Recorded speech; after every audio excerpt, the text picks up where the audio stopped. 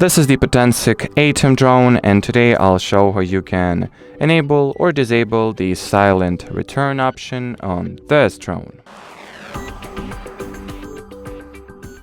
So first, you will need to launch the camera view of the Potensic Pro app, then go into settings, here select the safety section, scroll down, and you'll stumble upon the silent return toggle, which you can turn on or turn off. As you can see from the options description, once enabling the silent return, the remote controller will no longer beep when the drone enters the return to home mode in the future. Short press the power button on the remote controller to stop the current beeping. And well, as far as this video goes, that'll be it, guys. Thanks for watching, and bye bye.